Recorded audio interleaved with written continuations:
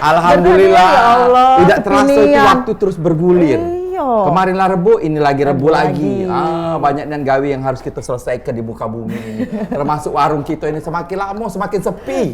Kata lagi barang-barangnya. Kata lagi isinya palsu. Lama-lama yang kita jual ini bukan sembako, termos kita jual. Gelok kita jual, segala kita jual Kita galok. gade gitu besok mana warungnya. Tapi jangan nyo isi warungnya dong. Ini kita jenguk harus orang-orang yang hadir dan datang di warung Ebo ini. Berarti narasumber Ebo ini bukan sembarang narasumber. Betul. Ini sudah 2 minggu kita ini bersama dengan Pak Jaksa-jaksa kita yang sudah memberikan penjelasan, sudah itu yang ingin menawarkan bantuan-bantuan kepada masyarakat supaya bisa terselesaikan masalahnya. Benar. Ini dalam spesial Jaksa Menyapa. Jadi kita ada tamu jaksa lagi. Iya, ini tamu jaksa-jaksa lagi. Nah, kalau kemarin kan mungkin dari Pidum. Nah, kalau ini dari Pitsus. Pidana khusus. Kayak dulu, aku nanya Maria nih kemana?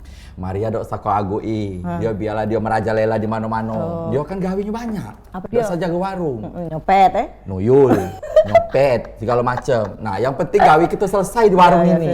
Sudah. Nah, izinnya bahasa dengan Abah, dengan Ebo ada izin dia tadi. Oh iya. Ya, sudah biarlah Jadi kita masih menunggu tamu kita. Ini kita nak tahu sebenarnya. Di antara Pidum sama Pitsus itu apa dia bedanya? Nah, pidana umum, pidana khusus. Itu yang khusus itu apa Khusus gerangan apa ya? kira-kira? Apakah kasus korupsi, penculikan, perambahan hutan, pembakaran hutan dan sebagainya? Oh iya. Assalamualaikum warahmatullahi wabarakatuh. Ya, itulah mengkayo Abah. Beda nian. Pak Nurdin. Silakan, Pak Nurdin di sebelah situ, Pak Naim sama Pak Haidirman. Pak Haidirman. Berarti kalau misalnya Pak Haidirman ini di mana-mana selalu hadir. Hadir itu Pak Abah. Iya, orang yang selalu hadir dimanapun beliau berada. Jadi spesial hari ini pemirsa kita yang ada di rumah pecah 2 minggu yang lalu, hari ini juga masih tetap spesial Jaksa Menyapa. Nah, kali ini dengan tim-tim yang ada dari pidana khusus. Kejati izin Pak, bener Pak? Betul. Nah, kita kenalan dulu ini. Boleh, kita kenalan siapa dulu. bayi mereka ini dan konon kabarnya beliau bertiga ini dulu lahir sesar kan? Iya, wong kayo lahir sesar.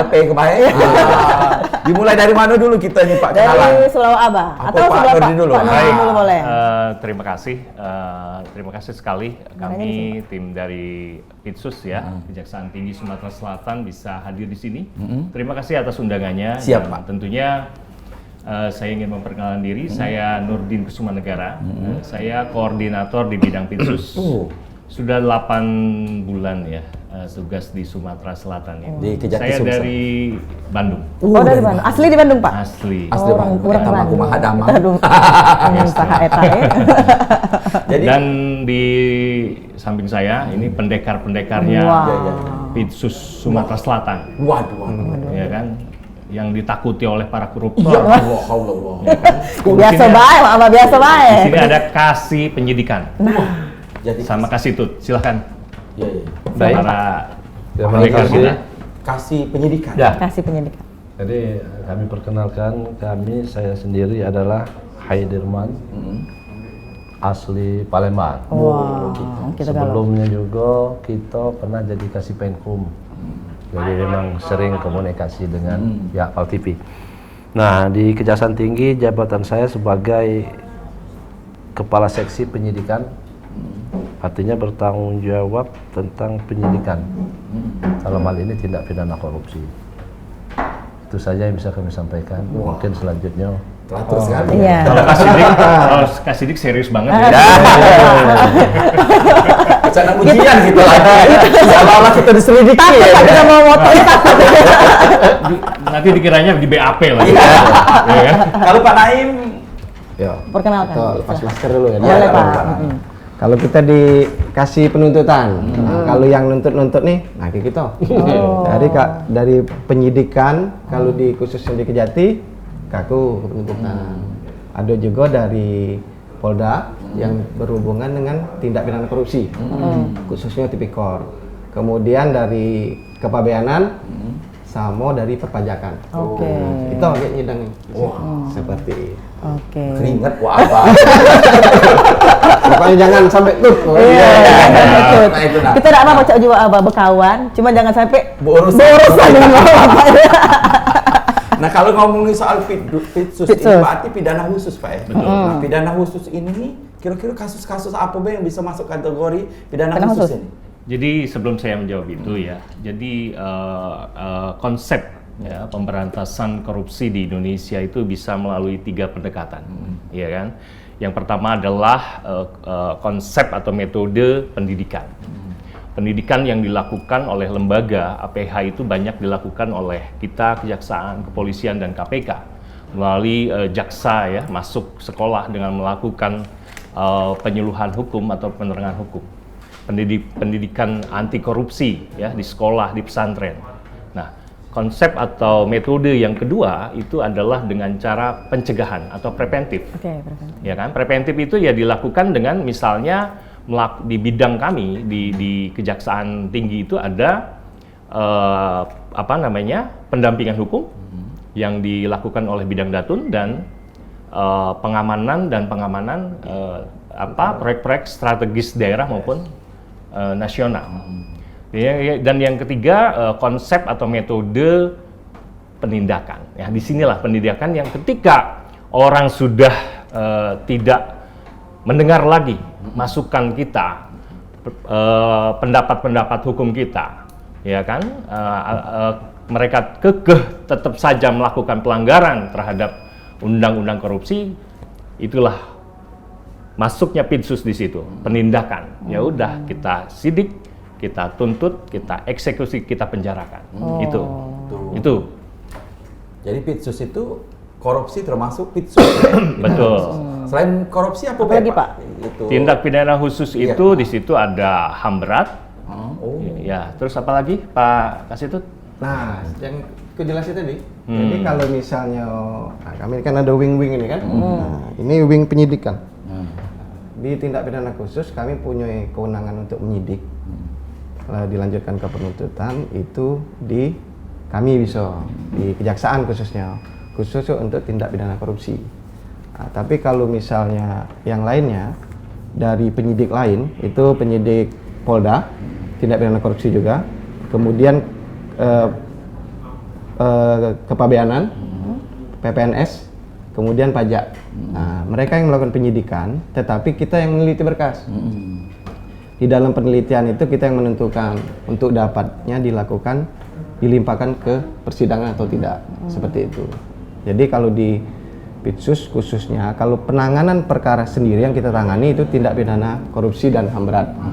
Tetapi oleh penyidik Polri sama penyidik PPNS itu tipikor, kepabeanan dan cukai. Seperti itu. Ada tambahan? Pak Hadirman? Ya. Ada. Ini singkat, ya.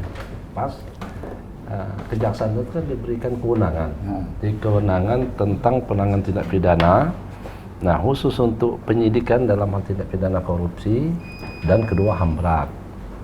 Nah, samping itu kita juga diberikan kewenangan untuk melakukan penuntutan dalam segala tindak pidana. Hanya pembagian tugas wewenang di dalam internal itu sendiri ada Pidum Pitsus. Pidum melakukan penuntutan dalam hal tindak pidana umum yang kita kenal selama ini. Nah, khusus untuk Pitsus itu tadi dikatakan dari kasih penuntutan bahwasanya di Pitsus itu akan menangani menyangkut masalah penuntutan itu tadi, korupsi masuk, kedua masuk lagi tentang perpajakan, ketiga tentang kepabeanan. Itu selain daripada korupsi dan HAM berat itu sendiri. Itu pembagiannya kan. Tapi yang marak di kita ini korupsi ya Pak ya? Korupsi itulah yang kita Mano-mano. Karena penanganan Penanganannya langsung kami. Iya, langsung ke beliau bertiga ini. Kita kalau ada korupsi tidak usah takut dengan beliau bertiga ini. Kalau nggak nomor minum boleh. Boleh Pak, boleh. Minum dulu ya. Kalau yang ini asli, kalau yang ini palsu. Yang ini palsu Pak. Sama harganya. Iya. Jadi kalau sepanjang tahun 2022 ini Pak, apa kira-kira korupsi apa yang sudah diperiksa di Kejati Sumsel kita ini? Baik, jadi kebenaran pas di penyidikan. Dalam tahun 2022 ini ada 5 penyidikan yang kita lakukan, gitu kan? Artinya kurun waktu dari Januari sampai sekarang Oktober ya. Ada 5. Bermacam-macam juga, tapi masih tetap dominan oleh perkara-perkara pengadaan barang dan jasa pemerintah itu masih teratas. Nah itu yang kita lakukan. Tapi di samping itu juga ada seperti menyangkut masalah di pertanian, itu kan, menyangkut masalah dana-dana dari pusat untuk kelompok-kelompok tani. Nah itu kita lagi lakukan penyidikan. Itu yang ada sekarang 5 penyidikan. Kejaksaan Tinggi Sumsel. Kalau untuk kasus Pertambangan. pertambangan sama perkebunannya Pak? Berkebun itu ada juga Iya, loh, Pak, ada juga korupsi, korupsi. Pak. Siapa lah, Pak? Siapa yang korupsi berkebun sama tambang? Jadi memang gini, dapat saya jelaskan ya, yang menjadi dampak dari korupsi itu kan adanya kerugian keuangan negara, ya kan itu sudah umum lah, korupsi dari APBN dan APBD.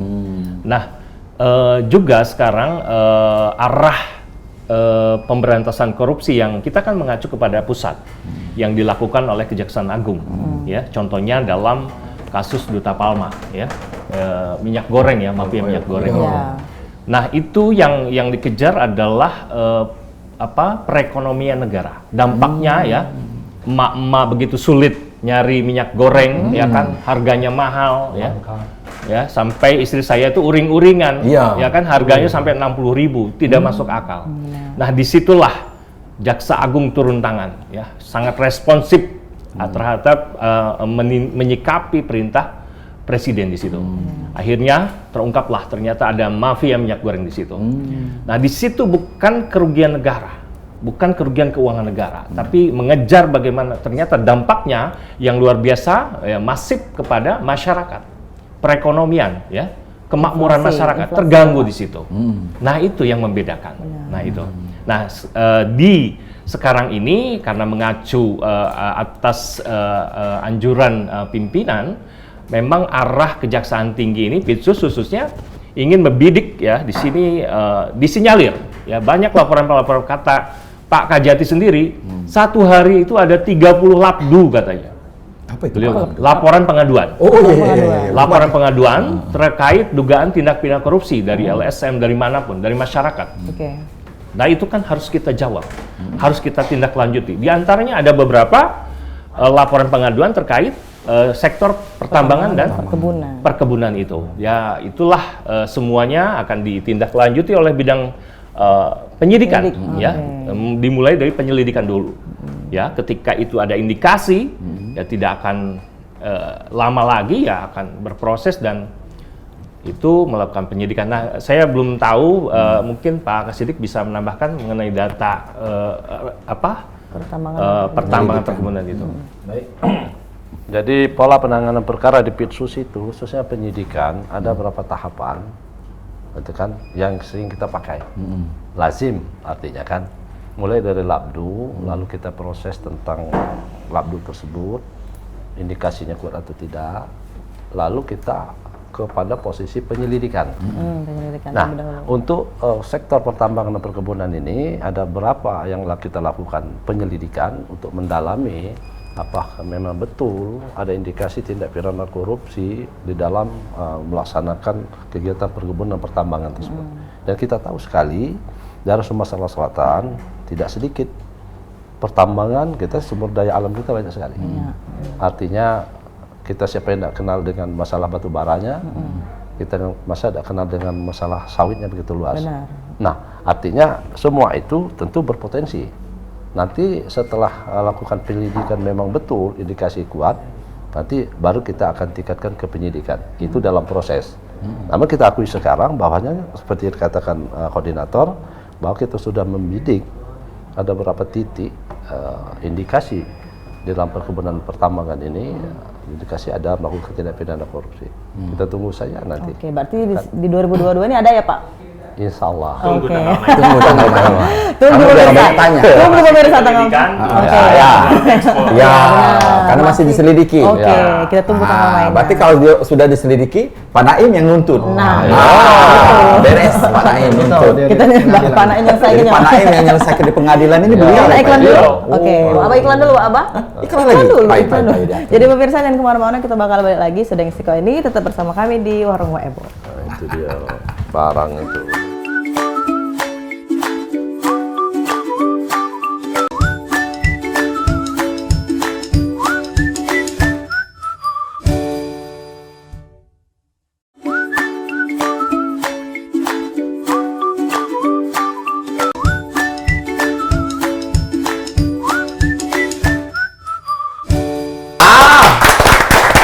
Terima kasih pemirsa Pak TV, masih di Warung Waebo, kita di segmen kedua. Kalau di segmen kedua ini Cak, biasa kita ada live interaktif, nelpon secara live di sini. Iya. Kalau pemirsa di rumah pengen ngobrol, pengen nanya nih tentang, Kalau berani. Ya harus lah kan, demi membangun ini Iya. ya, ada Indonesia yang lebih baik. Wah, kalau mencium indikasi-indikasi, Iya. melapor. Iya, Di 0711 38 0022. Kita kaget masih sampai jam 4 Dewa Abah ya, masih dengan Pak Jaksa yang kita. Ini soal pemberantasan tindak pidana korupsi pertambangan dan perkebunan di wilayah Provinsi Sumatera Selatan, hukum Sumatera Selatan itu. Sepanjang tahun 2022 ini sudah ada kasus-kasus. 5 kalau tidak salah tadi Pak ya. 5 Pak kasus Hendrawan. yang sudah ditangani. Benar. Nah, apa itu sudah? Nah, Nah, belum lah. Belum lah. Telepon kita apa ini? benar? Iya, Kita iya. angkat. Halo, dan siapa di mana ini? Who's speaking?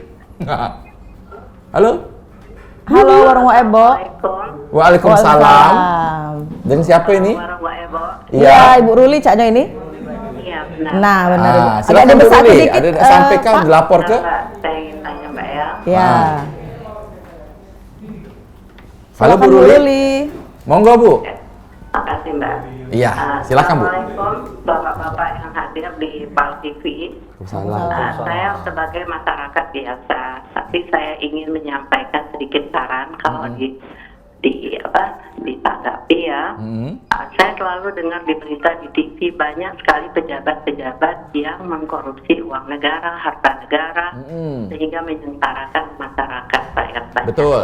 Kenapa Pak orang-orang itu tidak diberi hukuman setelah dia diproses seberat-beratnya kalau memang dia tidak bisa disita dan dikembalikan uang negara, harta negara itu.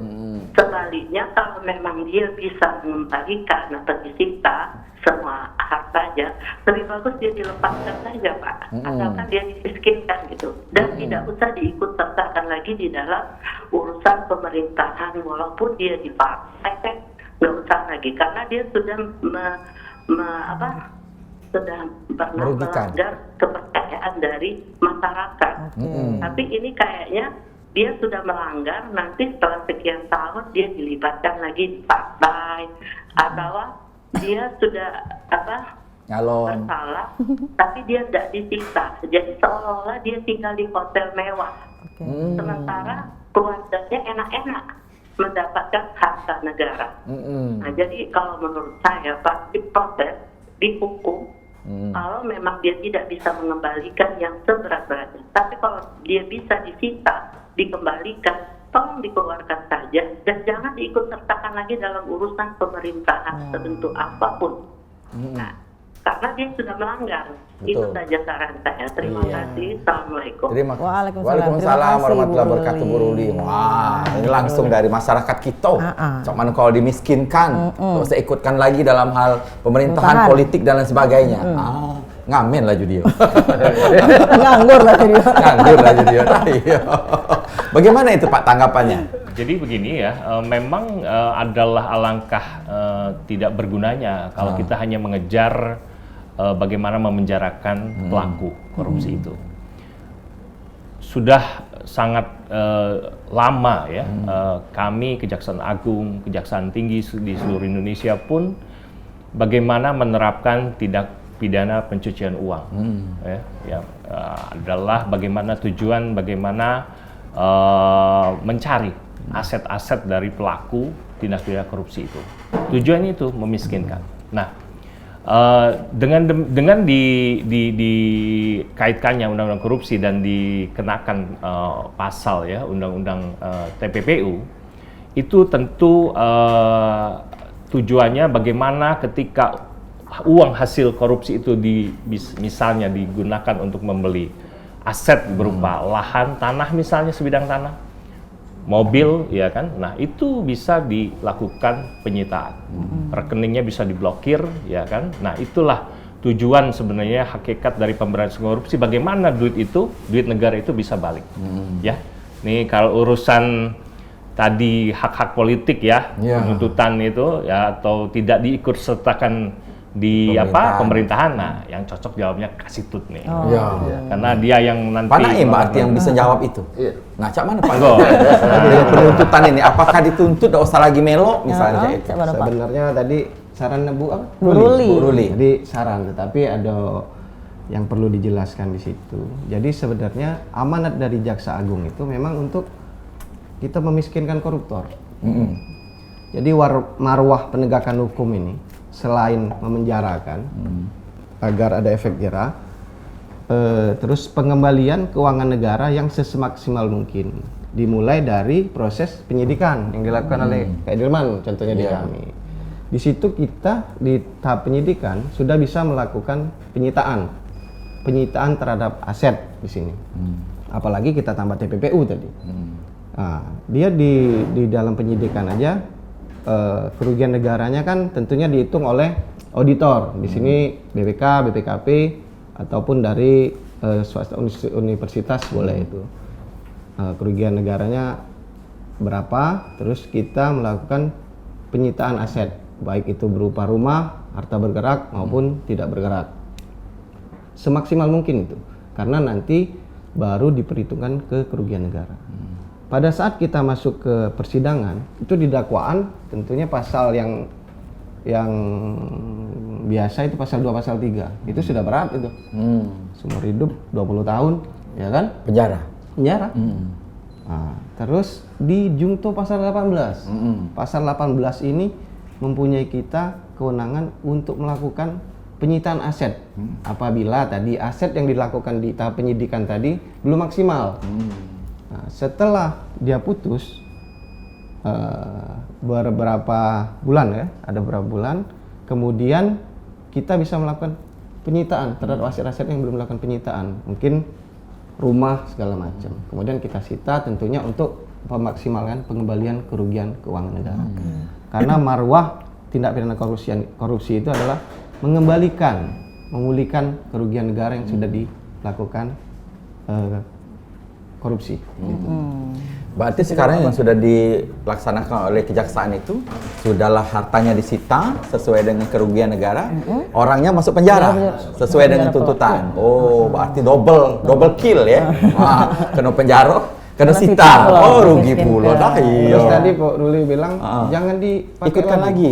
Itu di sepengetahuan saya di Undang-Undang ASN juga untuk perkara tipikor dengan narkoba itu ada wajib untuk diberhentikan. Jadi susah dia balik lagi. Khususnya untuk yang PNS. Iya. Kalau misalnya dia dari dewan itu dicabut hak politik sekarang kan. Bisa lagi udah nyalon ya Pak? Seperti itu. Dan kalau dia dari swasta, PT-nya itu di blacklist. Nah, jadi memang efek jerahnya itu harus berakibat efek jerah. Seperti itu. Berarti itu yang sudah diberlakukan hukumnya di Indonesia kejaksaan ya. Khususnya kalau Sumsel kita tuntutan kalau dengar-dengar hampir maksimal kan. Sudah banyak yang dituntut di Sumsel ini Pak ya. Dan sudah banyak yang sudah jadi tersangkanya, sudah disita-sita hartanya sudah banyak Pak yang di Sumsel ini. Ya, bahkan sudah di Hotel Prodeo. Uangnya juga sudah selama menikmati. Dan perlu diketahui bahwa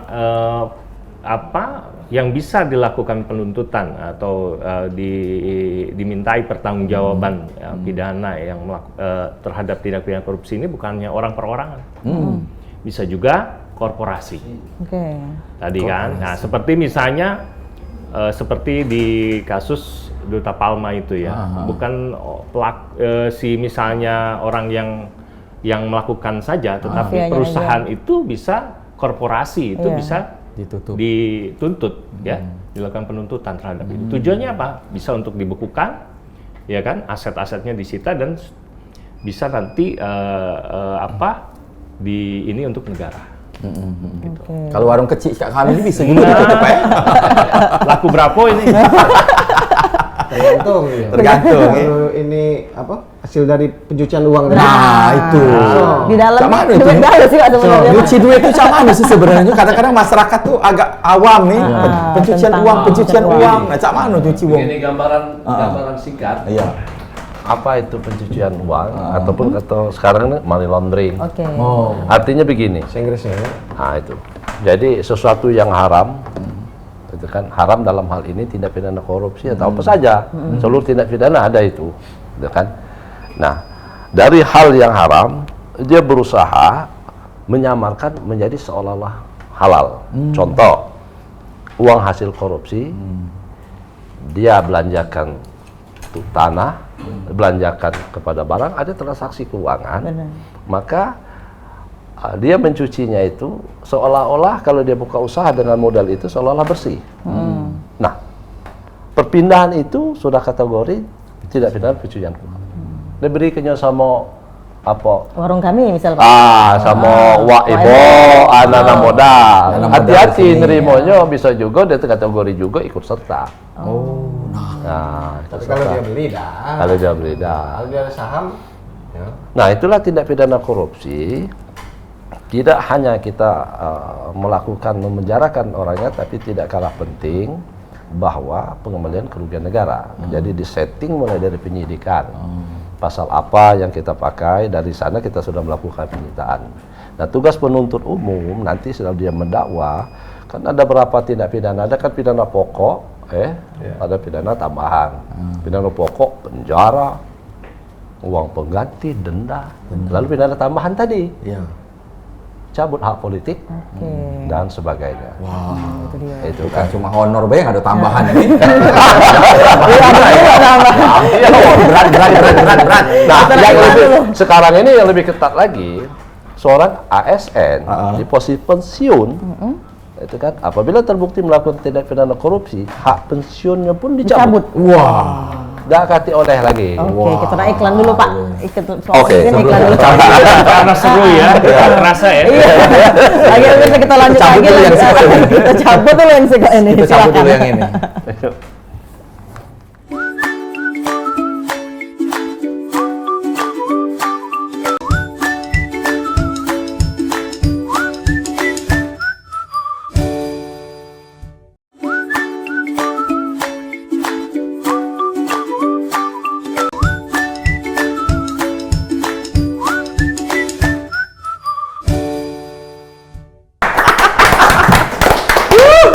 Terima kasih pemirsa Pal TV, masih di Warung Ebo. Nah. Kita di segmen ketiga. Yo. Masih bersama Bapak-bapak jaksa dari Ya. Kejati Sumsel. Nah. Kita masih membahas tentang Korupsi. Pitsus ya. Korupsi, pidana khusus, dan juga termasuk juga pencucian uang ini berbahaya. Karena kalau kita dengar pencucian uang ini, nih kadang-kadang masyarakat kita tuh tidak tahu, Pak ya. apa sih? Atau dinjo, Duit. atau dimodali dan Belum kayaknya dulu Iya, kami laris ya. Laris ya kita. Ya sudah kita angkat dulu Iya. halo Warung Ebo. Dan siapa di mana ini? Halo Mas, sekarang Mbak Eva, saya Ibu Ruli tadi. Iya, kenapa Oke, Bu Ruli? Bu Ruli. Ada yang bisa dibantu Lanjut lagi Bu lagi. Ruli? Ah. Silakan Bu. Penasaran. Ya. Ya. Ini Pak ya, Iya, saya Bu. ingin menambahkan sedikit pertanyaan Pak ya. Iya, boleh. Kalau seandainya kata ada rakyat kita yang jadi korupsi uang harta negara Indonesia, sekarang dia pergi ke luar negeri menyimpan harta itu, seperti deposit gitu kan. Nah itu apakah ada hukuman, ada sanksi tidak untuk negara yang menampung uang korupsi dari Indonesia ke luar negeri? Ada nggak itu sanksinya? Karena kan seperti kita di sini kerjasama itu ada sanksinya, padahal di negara kita sendiri. Nah untuk luar negeri itu ada nggak negara yang menampung uang korupsi dari negara kita disimpan di sana, atau orang luar negeri datang ke Indonesia mencuri hasil bumi Indonesia, itu ada Sanksi. sanksinya enggak Pak? Mohon Pidananya. penjelasan sedikit Pak. Makasih ya. Oke, itu Sama dia. Pak. Tambahan Antar dari negara Bu. ini pasti, Pak. Tapi secara umum saja, Bu, kami bisa jawab, tidak detail. Artinya sudah di posisi pihak negara lain, tentu hukumnya berbeda. Ini menyangkut tindak pidana korupsi saja, itu kan undang-undangnya berbeda. Ada sebagian negara mengatakan itu belum korupsi, dan bagi kita itu sudah korupsi. Itu kan. Namun tergantung masalah perjanjian ekstradisi yang kita lakukan antar negara itu harus bersama. Artinya yang sering kita lakukan itu apabila seseorang korupnya di wilayah Indonesia, dia melarikan diri ke luar negeri, ataupun juga uangnya dilarikan ke luar negeri, kita akan melakukan, tergantung negara mana, kita pernah melakukan perjanjian ekstradisi. Jangan, kalau tidak ada perjanjian ekstradisi, itu sulit bagi kita. Itu kan sering dengar, sulit kita menjemput, mengambil, itu kan yang terlibat orang di luar negeri. Bukan mereka melindungi, tidak demikian. Gitu. Tapi menyangkut masalah mekanisme. Negara lain juga ada kedaulatan sendiri bagi mereka, itu kan. Nah, artinya pola-pola pendekatan tidak lebih daripada perjanjian. Perjanjian negara. Ya. Atau kita angkat telepon dulu. Bu Ruli tadi jangan-jangan. Tunggu sebentar. Halo, dengan siapa di mana ini? Halo, Warung Ebo. Halo, Iya, dengan siapa di mana ini? dengan Andini di Bukit. Andini di Bukit. Di Bukit. Ya, Oke, Sama mana Andi nih? silakan. Apa yang nak tanya ke? makanya perkara korupsi tol yang sudah lama itu apa? Yang sekarang belum ada tersangkanya. Tentang apa Mbak kasusnya? Perkara korupsi tol yang lama. Dengar apa? Lalamo ya? Masalah apa? Perkara korupsi tol yang lama. Tol yang lama Pak. Oh, oke. Belum ada katanya. Tol di mana coba? Tol yang mana di ini Mbak? itu? Palindra. Ya, tol Jakarta. Halo Mbak Dini, Halo. putus. Ke Sumatera Selatan lah ya. Iya. Oke, pokoknya. Oke, baik. Cak mana? Oke. Bisa kami tangkap bahwa menyangkut masalah penyelesaian penanganan tindak pidana korupsi tentang tol ya. Iya. Di Sumatera Selatan ya Bu ya. Iya. Kalau di Jawa tentu tidak bisa kita. Karena Ya, bukan ada Pak wilayah korupsi kita. di tol kita. Ini begini. Perlu kami jelaskan di sini, kita sekarang memang lagi melakukan penyidikan terhadap tindak pidana korupsi jalan tol ini. Perlu kita garis bawahi, itu adalah menyangkut ganti rugi lahan. Nah, yang kita sidik sekarang ini adalah menyangkut ganti rugi lahan.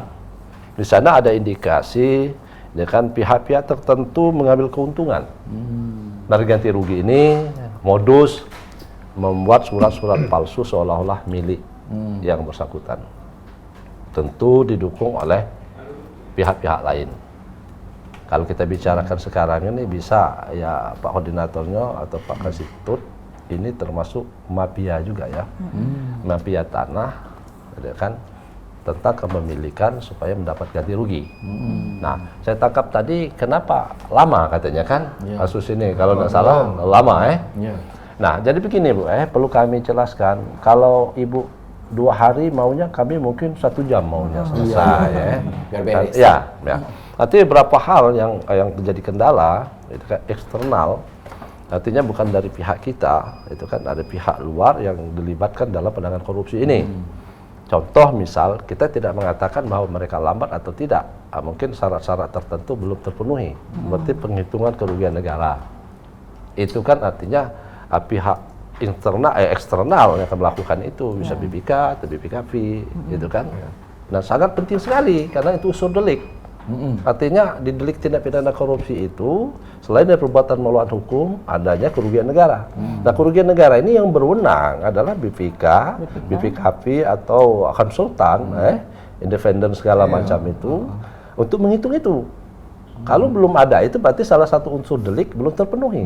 Tidaklah kategori korupsi, sebut pasal 2 dan pasal 3. Itu kan. Nah, itulah yang kadang-kadang membuat kita sedikit lama. Iya, butuh proses ya Pak ya. Jadi intinya ini tambahkan. Tadi Ya. dari pertanyaan Bu, siapa tadi? Bu Ruli. Bu Ruli lagi. Bukan, yang sebelum ini tadi atau Bu Andini Pak? Bu Andini. Bu Andini dulu, Oke. Bu Andini baru ke Bu Ruli. Nah, kalau Bu Andini ini intinya perkara tol itu ada lagi berproses. Jadi proses dalam tindak pidana korupsi ini ada penyelidikan. Penyelidikan ini rangkaian peristiwa untuk menentukan bisa dinaikkannya ke tingkat penyidikan. Sekarang ini seperti kata Pak Edirman tadi sudah di tingkat penyidikan. Nah, penyidikan ini guna menemukan barang bukti dan menetapkan tersangka. Nah, sebentar lagi itu. Kalau menetapkan tersangka itu dekat penuntutan itu. Nah, tinggal berkasnya di situ. Artinya Jadi sudah proses itu tetap berjalan. Berarti statusnya apa Pak itu kalau orang? Penyidikan. Penyidikan. Lagi diselidiki. Penyidikan itu dik. lagi ngumpulin barang bukti, terus nak nentu ke tersangka kayak gitu. Oke. Tunggu tanggal mainnya kata Pak Nurdin tadi. Kalau bukti sudah Kalau terkumpul, sudah cukup, sudah ada penetapan tersangka, saksi-saksi kita kumpulkan, terus ditambah dengan yang kita berhubungan dengan pihak eksternal tadi, adanya kerugian negara. Ya. Nah, dari kerugian negara, sudah jadi berkas itu, diteliti kayak oleh jaksa peneliti. Nah, ini kita sidangkan atau belum?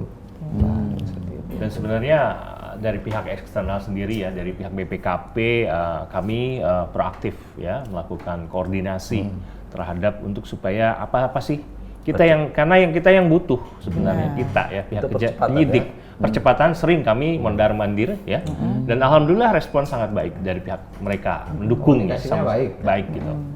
Gitu seperti itu. Percayalah dengan santainya beliau bertiga ini, beliau ini bekerja keras, mengejar, kadang-kadang berlari ya untuk mencari bukti-bukti. Betul. Jam kerja kita kan sampai jam 4. Nah, ini bisa lebih itu. Bisa lebih. Beliau itu pulang itu jam 12 malam kadang. Beliau ini. Beliau ini. Jam 10. Mampir tergantung. Peluang kerja. Ya. Memang kita harus pulang malam, kita pulang malam. Ya. Jadi istri pertama itu bukan yang di rumah. Istri pertama itu berkas-berkas. Kadang-kadang tidur juga dengan berkas-berkas itu ya Pak ya. Tidak dengan berkas. Kalau judul lagu tuh pagi pulang Pergi pagi pulang pagi ya. Benar. Mungkin Pak Naim ada nak tambahin dari Bu Ruli tadi masalah. Oh, kalau Bu Ruli tadi seperti ini. Satu negara tadi. Jadi kan apakah negara itu dapat diminta pertanggungjawabannya ya? Nah, kalau negara sejauh ini sepengalaman saya belum ada. Tetapi untuk aset yang disimpannya atau disembunyikan ke negara lain itu banyak contoh sudah kita peroleh. Maksud kalau dulu itu terkenal dengan apa? Disimpan di Bank Swiss misalnya kan. Sekarang kita sudah ada ekstradisi di antara negara-negara tersebut. Kalaupun belum ada ekstradisi, itu bisa dipercepat dengan adanya MOU, hubungan kerjasama antara misalnya pihak kejaksaan dengan kejaksaan di negara tersebut.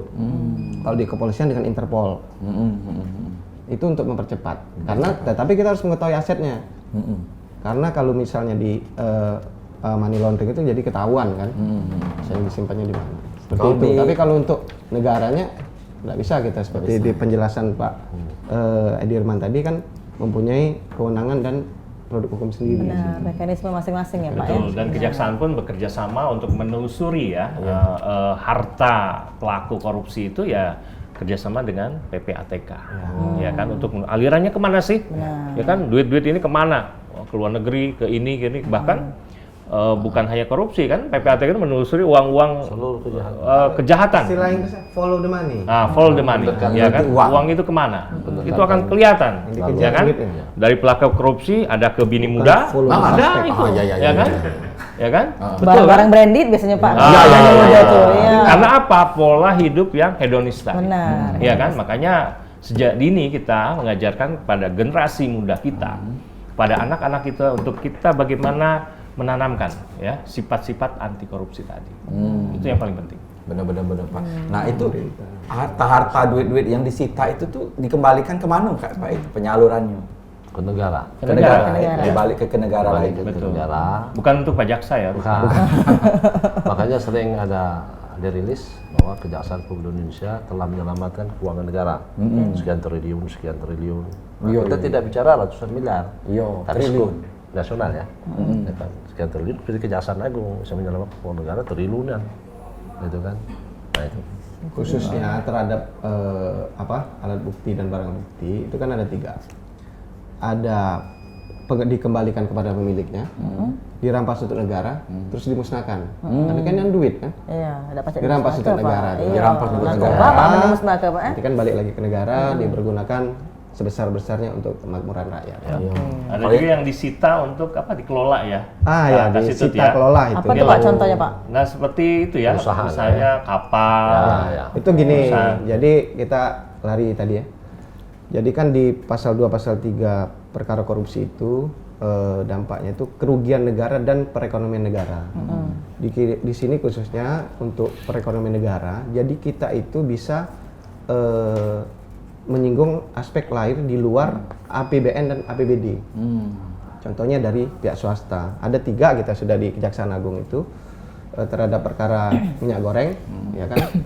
Terus tekstil di daerah Riau, kemudian yang terakhir ini Duta Palma ya, itu perkebunan. Gitu. Nah di situ kita di tingkat penyidikan melakukan penyitaan terhadap perkebunan, aset-aset ya. Nah jadi perkebunan kan besar, ada pegawai di dalamnya di situ. Jadi kita istilahnya sita kelola. Jadi dia tidak berhenti di dalam penyidikan itu, kita dikelola oleh negara. Khususnya di sini kalau di perkara Duta Palma ini dikelola oleh PTPN. Jadi tetap berjalan. Tetap berjalan, usahanya tetap berjalan. Cuman air dananya tidak balik lagi ke owner itu ya Pak, jadi baliknya ke negara. Yang dia pegawai kan sudah ada tersangka kan persidangan.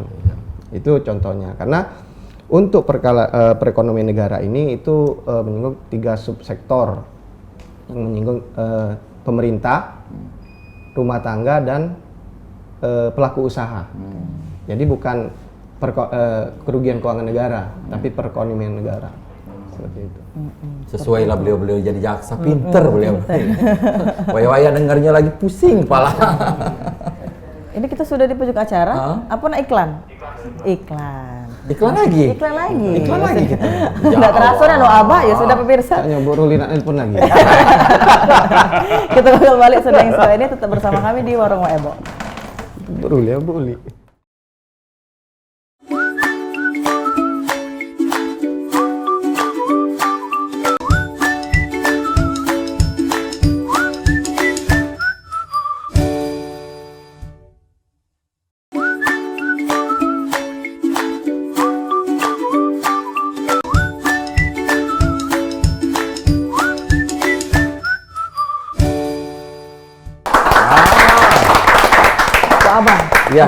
Tidak terasa kita segmen keempat baik, iya lah penghujung acara.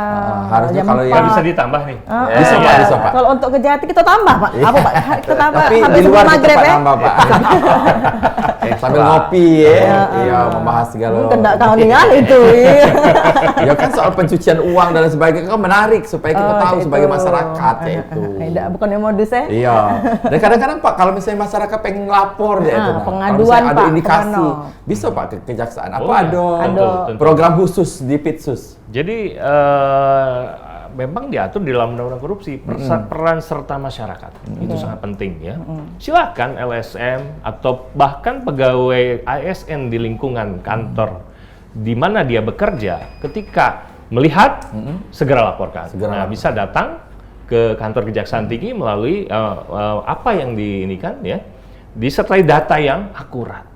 Inilah dari laporan-laporan yang masuk ke kami itu, kami penyidik itu kesulitan. Kesulitan apa? Karena data atau laporan itu masih sumir, ya kan? Artinya tidak disertai data yang akurat. Bahkan ada beberapa laporan yang sepertinya ini konsep copy paste dari temuan-temuan BPK. Ya kan? Karena kalau temuan BPK ada mekanisme tersendiri untuk menindaklanjuti itu. Tetapi saya harapkan ya semua masyarakat ya, LSM, siapapun ya, untuk mari kita berpartisipasi membangun bangsa ini ya dengan memperbaiki negara ini dengan pelaporan yang akurat. Ketika itu sudah A1 silahkan lapor, bisa menemui langsung dengan Pak Kasidik, ya Pak kami punya data bla bla bla bla, tapi betul-betul data itu tidak merekayasa, bahkan dengan ada indikasi mau tanda kutip melakukan pemerasan. Itu yang tidak boleh. Ya kan, seperti itu. Dan identitas dari pelapor juga dilindungi Pak ya? Oh iya, dilindungi oleh undang-undang ya. Nggak mungkin kita mengasih, kamu dilaporin sama si X gitu. Ya, nggak kamu ayo ini. Cepu apa jadi ujung-ujung. Ngeri. Jadi saya tambahkan sedikit, itu kan bahwasannya pola laporan ini sangat menentukan, sehingga sudah diatur di dalam peraturan pemerintah nomor 43 tahun 2018 tentang tata cara peran masyarakat dan penghargaan dalam pencegahan dan pemberantasan tindak pidana korupsi. Nah di sana ada aturan. Ada aturan artinya supaya terhindar. Ada kan bahasa-bahasa dulu surat kaleng, ya. Jadi ada laporan yang bisa dipertanggungjawabkan. minimal ada formal ada material ya. Formalnya minimal dia harus mencantumkan identitas. Tidak menutup kemungkinan pelapor kita mintai keterangan apa yang dia lihat, dia katakan. Kedua, dia harus juga menyampaikan dokumen-dokumen apapun bentuknya yang mendukung dia katakan bahwa ada terjadi korupsi. Contoh, misal dia melihat, dia mengatakan melaporkan ada pekerjaan fisik dilakukan oleh bla-bla itu misalnya rusak, dianggap kualitas tidak bagus. Nah dia harus membuat ada juga dokumen dukungan. Dia mengatakan itu memang itu rusak, minimal foto dia foto lah. Kira-kira kalau memang itu rusak. Tidak hanya melaporkan ditinggal. Nah itulah kadang-kadang persepsi masyarakat, kenapa laporan kami tidak ditindaklanjuti? Bahwa kejaksaan tidak merespon, tidak, bukan demikian. Tidak kalah penting kita harus menjaga juga, jangan sampai terjadi fitnah. Itu kan? Nah itu, artinya harus betul-betul sama-sama taat kita. Yakin dan percaya kalau laporan itu sudah memenuhi kriteria ini, gitu kan? Maka kami akan proses. Perlu kami catat bahwasannya kami menindak korupsi ini, itu kan tidak hanya sebatas laporan. Kami bisa langsung apabila kami temukan di lapangan ada pekerjaan apa saja yang dianggap tidak pernah korupsi. Itu kan? Oke. Nah, himbauan langsung kepada masyarakat, itu kan, marilah sama-sama kita untuk melakukan pencegahan dan pemberantasan tindak pidana korupsi ini. Yang baik adalah mencegah. Itu kan seperti halnya yang baik adalah mencegah bukan pengobatan. Tidak akan mungkin kami akan melaksanakan tugas ini sendirian kalau tidak ada peran dari masyarakat itu sendiri. Kita bukan hero, kita bukan penentu. Marilah sama-sama kita himbau supaya sama-sama nanti tidak hanya kita sendiri, generasi berikutnya nanti akan menikmati apa yang kita tanamkan sekarang. Kupikir tiada orang yang tidak mau negaranya bersih daripada korupsi dan KKN. Tapi itu masih harus didukung oleh hal-hal yang lain. Itu kan supaya bisa menghilangkan korupsi. Selain daripada mentalitas. Itu kan. Hanya itu yang bisa kami sampaikan. Assalamualaikum warahmatullahi wabarakatuh. Wow. Kalau aku mejem atau denger Pak Haidir ngomongin pecah, Pak Harno ngomong, Pak Wali ngomong, gue beradik aku Pak. Kalau di dekat tidak menjawab. Baik Pak Ebo, silakan Pak Ebo. Sudah ini. Iya.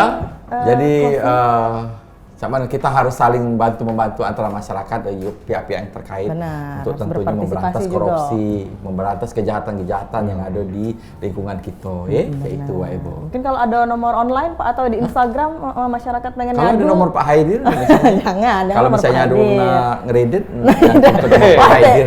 Keluarga tidak serumah. Pak Haidir itu cantum nomornya. Kan ada pelayanan satu pintu. PTSP ya Pak. PTSP. Itu ada Instagramnya. Siapapun bisa melaporkan ke Kejaksaan Tinggi Sumatera Selatan di Jakabaring, yang gedung tinggi itu ya. Pokoknya gedung itu depan tinggi, belakang tinggi ya Pak ya, tinggi kalau. Kalau KDRT tidak usah lah tinggal persitu ada tempatnya. Ya sudah bisa. Kita bakal balik lagi di Rabu depan di jam 3 sampai jam 4 sore hanya di PAL TV memang punya kita dengan narasumber yang berbeda dengan presenter yang inilah. Selamat sore. Assalamualaikum warahmatullahi wabarakatuh. Terima kasih Pak. Bersatu kita maju, membangun komitmen baru, sehati menjaga diri demi kejayaan institusi. Jaksa menyapa sahabat masyarakat, membuka diri, wujudkan sinergi. Hukum yang sejati tidak berjalan sendiri.